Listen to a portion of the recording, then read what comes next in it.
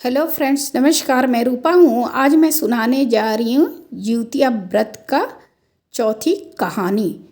जिउतिया व्रत को खरजिउतिया क्यों कहा जाता है, इस कहानी को मैं सुनाने जा रही हूँ। एक राजा थे, एक रानी थी। राजा रानी के बहुत सारे संतान थे। राजा रानी अपने संतान पाकर बहुत ज़्यादा खुश थे और रानी जो थी वो अपने संतान से बहुत ज़्यादा प्यार करती थी। रानी रोज के भांति जंगल जाती थी और लकड़ियाँ तोड़ के ले आती थी और लकड़ियाँ तोड़ के लाने के बाद वो गर्मा गर्म भोजन तैयार करती थी। अपने बच्चे और अपने पति को खाना परोस के खिलाती थी।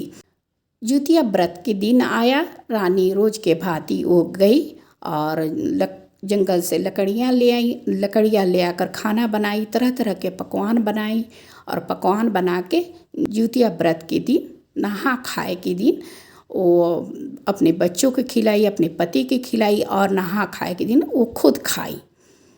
और निर्जला व्रत जिस दिन रानी को रहना था उस दिन निर्जला व्रत रखी रानी और रोज के भांति वो जंगल गई और जंगल जाके लकड़ियाँ तोड़ के ले आई और लकड़ियाँ तोड़ के ले आने के बाद तरह तरह के पकवान बना के व्रत के दिन अपने पति और बच्चे को खिलाई। पति और बच्चे तरह तरह के पकवान खाकर बहुत खुश हुए। जब वो पकवान बना रही थी, पकवान बनाकर अपने बच्चों को जब खिला रही थी रानी, तो एक बच्चे के खाना गले में अटक गया, फंस गया, जिसके कारण एक बच्चा का मौत हो गई। कुछ बच्चे को सब्जी में एक छोटी सी खर मिल गई निर्जला व्रत के दिन, जिसको बच्चा खाया जिससे उसकी भी मौत हो गई। कुछ बच्चे को शाम को खेलते खेलते में किसी को लकड़ी से ठोकर लग गई, किसी को पत्थर से ठोकर लग गई। करते करते सारे बच्चे उनके मर गए। रानी बड़ी दुखी हुई कि बोली कि मैं तो नियम पूर्वक जिउतिया व्रत का पालन करती हूँ, ना जाने मुझसे कौन सा गलती हो गई। एक एक करके मेरे धीरे धीरे साल भर होते होते सारे बच्चे मर गए।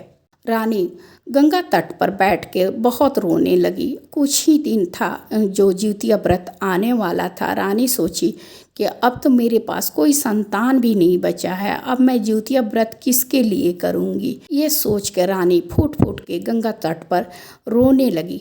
रानी इतना रोई रानी कि उनकी आंसू गंगा जल के ऊपर तैरने लगा। ये देखकर जिउतिया बाबा को बहुत ज़्यादा दया आई। जिउतिया बाबा साधु के वेश धारण करके रानी के निकट आए और बोले कि हे रानी, तुम क्यों रो रही हो। रानी बोली कि मैं अपनी संतान से सबसे ज़्यादा प्यार करती हूँ और मैं जिउतिया व्रत का नियम पूर्वक पालन करती हूँ। ना जाने मुझसे कौन सा गलती हो गई है जिसके कारण मेरे एक एक करके साल होते होते मेरे सारे बच्चे मर गए।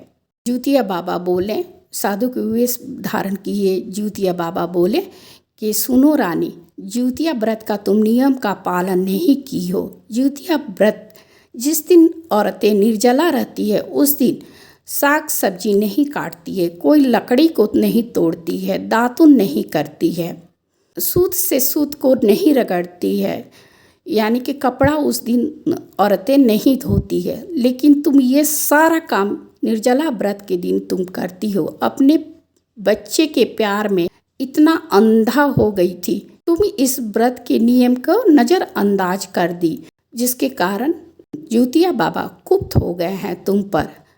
इसी कारण से तुम्हारे एक एक करके साल होते होते तुम्हारे सारे बच्चे मर गए हैं। तब रानी को याद आई कि हाँ, ये बात तो सही कह रहे हैं साधु बाबा, ये तो गलती मैंने किया है। अपने बच्चे और पति के प्यार में पड़ के कोई उपाय बताइए जिससे मेरा बच्चा जिंदा रहे। तब जिउतिया बाबा साधु के वेश धारण किए थे।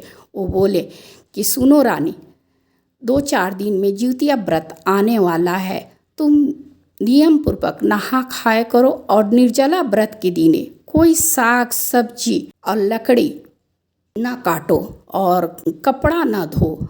हल्दी के सिलपट्टा पर रख के उसे तोड़ो नहीं, तुलसी उसे तोड़ो नहीं। आराम से तुम जिउतिया व्रत का पालन करो और पारना के दिन गर्मा गर्म भोजन करो।